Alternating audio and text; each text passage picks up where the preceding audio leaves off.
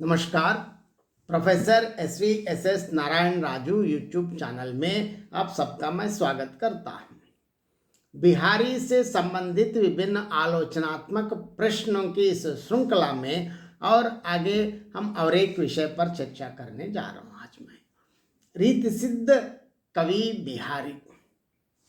ऐसे प्रश्न पूछा जा सकता है कि रीति सिद्ध कवि के रूप में बिहारी का स्थान निर्धारित कीजिए, आदि ऐसे ऐसे प्रश्न पूछा जा सकता है। सबसे पहले यहाँ रीति सिद्ध कवि के रूप में बिहारी का स्थान क्या है और इससे संबंधित हम अभी आगे चर्चा करेंगे। हिंदी साहित्य के उत्तर मध्यकाल के नामकरण के संदर्भ में पर्याप्त विवाद रहा है। इसे रीतिकाल, अलंकृत काल, कला काल, श्रृंगार काल, चारण काल आदि अनेक नामों से अभिहित किया गया है। निस्संदेह इस काल की मूल चेतना श्रृंगारिकता ही है। प्रायः सभी कवियों की रचनाओं के अधिकांश एवं उत्तम अंश श्रृंगारिक भावना से ही ओतप्रोत है। अलंकार वर्णन, नायक नायिका भेद, नक्षिक वर्णन एवं रस विवेचन आदि के प्रसंग इस काल के साहित्य में पर्याप्त मात्रा में मिलते हैं। किसी ने मात्र लक्षण ग्रंथों की रचना को ही पर्याप्त समझा तो किसी ने मात्र उदाहरण ही प्रस्तुत किए हैं। इस काल में कुछ कवि ऐसे भी हुए जो इन दोनों प्रकार के कवियों से भिन्न मार्ग का अवलंबन किए। इस वर्ग के कवि ना तो क्रमबद्ध रूप से लक्षण ग्रंथ ही प्रस्तुत किए और ना उदाहरण ही लिखे। इस प्रकार रीतिबद्धता और श्रृंगारिकता को ध्यान में रखते हुए इस काल की रचनाओं को मुख्यतः 3 वर्गों में विभाजित किया गया है। अब देखेंगे क्या क्या है। सबसे पहले रीतिबद्ध काव्य परंपरा, रीति सिद्ध काव्य परंपरा, रीति मुक्त काव्य परंपरा। अब आधुनिक काल में हम रीतिबद्ध और रीति सिद्ध को भी एक ही मानकर अब जा रहे हैं, लेकिन विद्यार्थियों को बिल्कुल इसके विभाजन के अनुरूप अब मैं 3 भागों में बता रहा हूँ। लेकिन आधुनिक काल में अब आजकल रीतिबद्ध और रीति सिद्ध को एक ही मानकर हम आगे जा रहे हैं। पहले रीतिबद्ध काव्य परंपरा।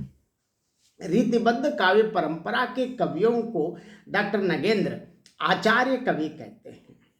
ये कवि अपने आत्मज्ञान प्रदर्शन या काव्य जिज्ञासाओं को काव्य शिक्षा देने के लिए रीति काव्यों की रचना की। अर्थात ये कवि विभिन्न काव्यांगों एवं नायक नायिका भेद आदि से संबंधित तत्वों के लक्षण देते थे और बाद में उदाहरण स्वरूप रचनाएं भी प्रस्तुत करते थे। कुछ कवियों के काव्य लक्षण तो स्वतः निर्मित होते थे, लेकिन उदाहरण वे दूसरों का देते थे। दूसरे प्रकार के कवियों का एक ऐसा वर्ग है जो स्वयं निर्मित उदाहरण ही प्रस्तुत करते थे। प्रथम वर्ग के उदाहरण अत्यंत संक्षिप्त एवं अस्पष्ट हैं। इनकी तुलना में द्वितीय वर्ग के कवियों द्वारा निर्मित उदाहरण पर्याप्त काव्यात्मक एवं स्पष्ट है। प्रथम वर्ग की परंपरा में जसवंत सिंह, भाषाभूषण, याकूब खां, रसभूषण, दलपति राय वंशीधर, अलंकार रत्नाकर आदि आदि। द्वितीय वर्ग के अंतर्गत चिंतामणि, मतीराम, भूषण, देव, श्रीपति, पद्माकर आदि आदि आते हैं। अब रीति सिद्ध काव्य परंपरा क्या देखेंगे। रीति सिद्ध कवियों ने रीति शास्त्र को अपने अंदर अच्छी तरह पचाकर प्रस्तुत किए हैं, अतः ऐसे कवियों को रीति सिद्ध कवि कहा जा सकता है। डॉक्टर नगेंद्र इस वर्ग के कवियों को रीतिबद्ध कवि कहना पसंद करते हैं, लेकिन आचार्य विश्वनाथ मिश्र इन्हें रीति सिद्ध कवि कहते हैं। दूसरी मान्यता काफी प्रचलित है। इसके अंतर्गत बिहारी, कृष्ण कवि, रसनिधि, राम सहाय दास, वेणी, पजनेश, द्विजदेव आदि आदि आते हैं। और आगे रीति मुक्त काव्य परंपरा। रीति मुक्त कवियों ने अपनी प्रणयानुभूति को किसी शास्त्रीय मर्यादा में आबद्ध करके नहीं प्रस्तुत किया है। वे स्वयं ही सीधे रूप में आत्मनिवेदन करते हैं। साहित्य की परंपरा में इन कवियों का यह प्रयास एक क्रांतिकारी प्रयास था। बिहारी ने कोई रीति ग्रंथ या लक्षण ग्रंथ नहीं लिखा। उनकी सत्सई लक्षण ग्रंथ की कोटि में ही आती हैं, लेकिन यह लक्षण ग्रंथ ऐसा है जिसको देखने से पता चलता है कि ग्रंथ रचना बहुत लक्षणों को दृष्टिगत रख कर ही की गई है। बिहारी की सत्सई में रीति ग्रंथों में प्रतिपादित प्रायः सभी विषयों के उदाहरण मिल जाते हैं। निस्संदेह उनका नायिका भेद अधिक व्यापक है, जिसमें ऐसे उदाहरण भी प्राप्त हैं जो आचार्यों ने लक्षित नहीं किए हैं। यदि उन्होंने कोई रीति ग्रंथ लिखा होता तो वह हिंदी काव्य शास्त्र के यशस्वी आचार्यों में भी अग्रगण्य होते थे। यह उनके काव्य में प्रवाहित काव्य शास्त्रीय ज्ञान से स्पष्ट है। रीति ग्रंथों में नक्षिक वर्णन, अलंकार, गुण आदि का विवेचन मिलता है। बिहारी की सत्सई में उन सब के उदाहरण भी विद्यमान है। बिहारी के इस दोहे में यही ध्वनित होता है कि उनके मतानुसार रसास्वादन करना ही काव्य का उद्देश्य है। देखिए, तंत्रीनाद कवितरस सरस रागर तिरंग अन बूढ़े बूढ़े तरे जे बूढ़े सब। देखिए, ये तो सामंतवादी कविता है, लेकिन वो विषय अलग बात है। लेकिन यहाँ तंत्रीनाद कवितरस सरस राग रतिरंग अन बूढ़े बूढ़े तरे जे बूढ़े सब। देखिए, बूढ़े कितनी बार प्रयोग किया और कितने अलग अलग अर्थों में प्रयोग किया है। मतलब यहाँ जो व्यक्ति संगीत से, कविता से, रति से आनंद का आस्वादन नहीं करते, मतलब व्यक्ति नहीं, मनुष्य, यहाँ स्त्री या पुरुष दोनों समान है, जो इनसे आनंद का आस्वादन नहीं करता है वो बूढ़े, मतलब उनका जीवन व्यर्थ है।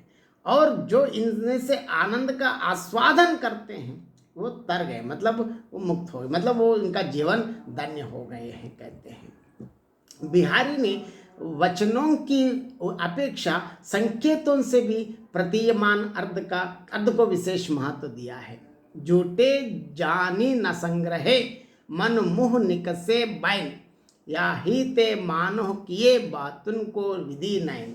संभवतः बिहारी के मतानुसार सहृदय संवेद्य प्रतीयमान अर्थ ही प्राधान्यभूत होकर काव्य की आत्मा बन जाता है। देखिए, और आगे डॉक्टर नगेंद्र ने लिखा है कि बिहारी ने यद्यपि लक्षण ग्रंथों की रचना नहीं किया है, परंतु उनके काव्य की प्रवृत्ति सर्वथा ध्वनिवाद के ही अनुकूल थी। उनके दोहों के काव्य गुण का विश्लेषण करने पर यह संदेह नहीं रह जाता है कि वह रसास्वाद के शुद्ध मानसिक प्राकृतिक आनंद की अपेक्षा ध्वनिवाद के बौद्धिक आनंद को ही अधिक महत्व देते थे। बिहारी ने एक ओर कवित्व रस के साथ साथ तंत्रीनाद तथा रतिरंग को ध्वनित की जीवन की सार्थकता माना, और साथ ही जवानी की गलतियों को किसी सीमा तक क्षम्य भी घोषित कर देते हैं। देखिए, एक बीजे चहले परे बहें बहें हजार, फिरे न अवगुण जग करे, नय भय चढ़ती बार। बिहारी ने तत्कालीन वातावरण के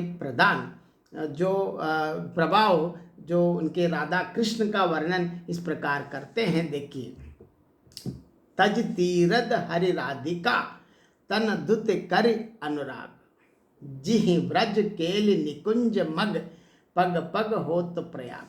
संक्षेप में चमत्कार, प्रदर्शन एवं विभाव पक्ष का बिल्कुल दोनों का प्राधान्य इसमें रीति सिद्धि की विशेषताएं मानी जा सकती हैं। बिहारी के काव्य में दोनों ही विशेषताएं उपलब्ध है। नायिका भेद, गुण कथन, नक्षिक वर्णन, ऋतु वर्णन, अलंकार निरूपण आदि विवाह पक्ष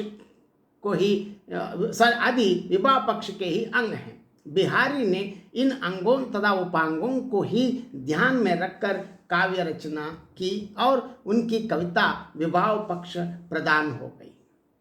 बिहारी के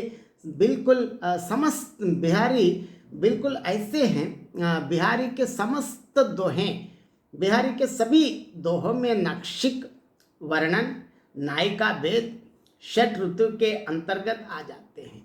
बाह्यार्थ निरूपण के आधार पर बिहारी रीति सिद्धि के अंतर्गत आते हैं। बिहारी ने ना तो कोई लक्षण ग्रंथ ही लिखा और ना संस्कृत के ग्रंथ विशेष को आधार मानकर काव्यांग निरूपण ही किया।